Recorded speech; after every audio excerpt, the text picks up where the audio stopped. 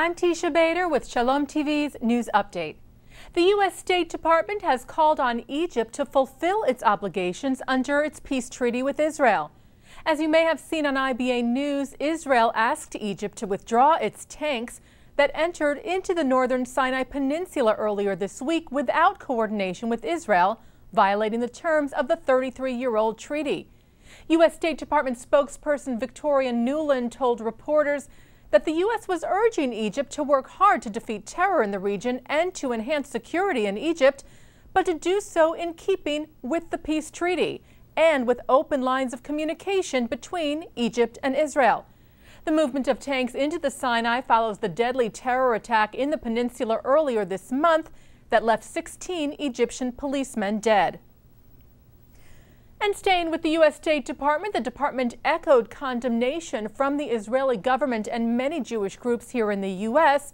of the near-fatal beating of 17-year-old Palestinian Jamal Joulani, who was attacked last Friday in Jerusalem by a group of Israeli Jewish teenagers, saying we condemn in the strongest possible terms the senseless act of hate and violence committed against a Palestinian youth in Jerusalem on August 17th, further saying discriminatory acts of violence undermine and discredit efforts toward peace and security between Israelis and Palestinians. The department welcomed Israeli Prime Minister Netanyahu's strong condemnation of the attack as well. Joulani, who is a resident of East Jerusalem, was released late Thursday from Jerusalem's Hadassah Ein Kerem Medical Center and says he has no memory of the attack, and stated, "I am not afraid of going downtown. I will continue to visit the Zion Square area where I was attacked. I plan to live my life as usual. I didn't harm anyone."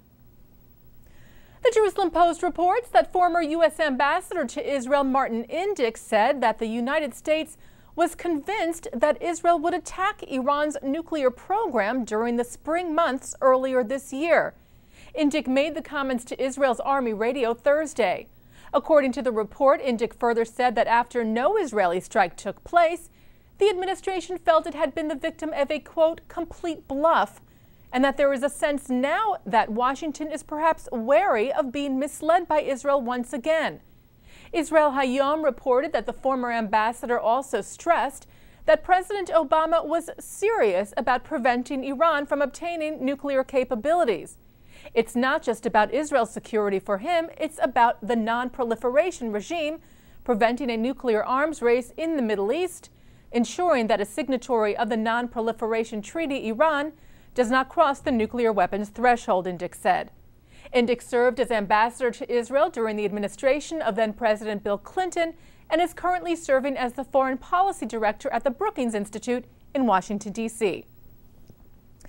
Germany's foreign minister on Wednesday called upon his government to create legal certainty about the question of ritual circumcisions after criminal charges were filed against a rabbi in Hof, Bavaria for performing the Jewish ritual. This follows a court ruling in Cologne in June that stated that ritual circumcision was a criminal act of bodily harm. Guido Westerwelle said we must ensure the possibility to keep Jewish and Muslim traditions without legal non-certainty, further saying we must not jeopardize Germany's image as a country with religious tolerance. Israel's President Shimon Peres sent a letter to his German counterpart Joachim Gauck, stating he was certain Germany would remain committed to protecting the right of its Jewish community to freely observe Jewish tradition. And Israel's Interior Minister Eli Yishai sent a letter to German Chancellor Angela Merkel, asking her to intervene on the issue, saying, "Don't force the Jews living in your country to choose between following the law and obeying a divine command." And speaking of Angela Merkel, the German Chancellor topped Forbes magazine's list of the 100 most powerful women.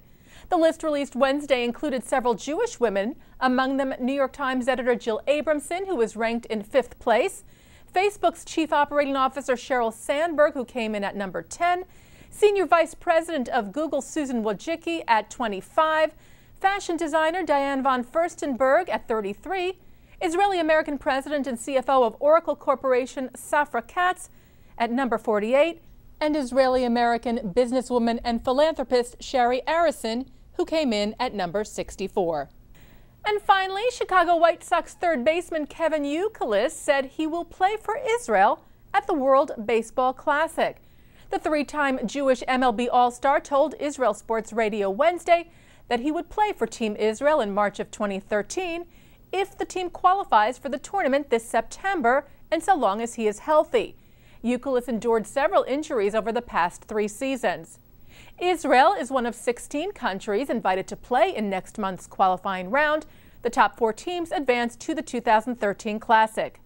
Youkilis also said there are other Jewish Major League Baseball players who want to play as well. Former MLB player Brad Ausmus has signed on as coach, and retired players Sean Green and Gabe Kapler have agreed to assist as coaches and players for the Israeli team. And that's Shalom TV's news update. I'm Teisha Bader.